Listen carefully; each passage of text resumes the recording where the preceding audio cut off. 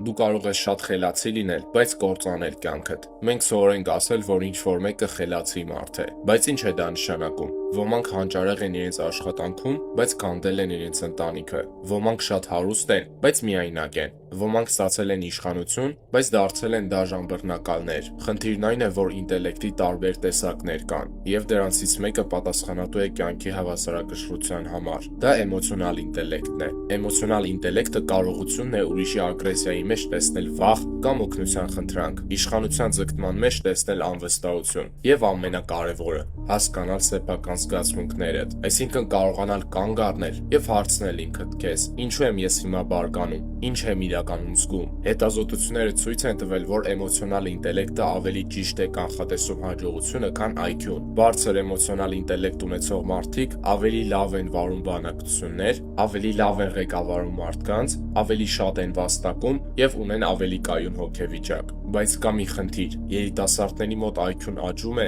իսկ էմոցիոնալ ինտելեկտը նվազում։ Մենք կարծես դառնում ենք ավելի խելացի, բայց ավելի վատ ենք կառավարում մեր զգացմունքները։ Բայց կա նաև լավ նորություն։ Էմոցիոնալ ինտելեկտը հմտություն է, որը կարելի է զարգացնել։ Օրինակ, դու ինձ նյարդայնացնում ես ասելով մեղադրում ենք ուրիշին, բայց փորձի ասել այլ կերպ. ես նյարդայնանում եմ, երբ այսինչ իրավիճակն է տեղի ունենում։ Այսպես դու հասկանում ես զգացմունքի իրական պատճառը։ Եվս մեկ կարևոր հմտություն դադար տալն է։ Երբ ինչ-որ մեկը գոռում է քեզ վրա, դու սովորաբար կամ պաշտպանվում ես, կամ անցնում ես հակահարձակման, բայց երբեմն բավական է մի քանի խորը շունչ քաշել եւ հարցնել ինքդ քեզ. ինչպես ճիշտ կլինի արձագանքել։ Այսպիսով էմոցիոնալ ինտելեկտը այսօր ամենակարևոր հմտություններից մեկն է։ Գրիր, թե ինչի մասին լինի հաջորդ տեսանյութը։ Եթե սեղմես բաժանորդագրվել, քո կյանքը կլինի ավելի լավը, քան եթե չսեղմես։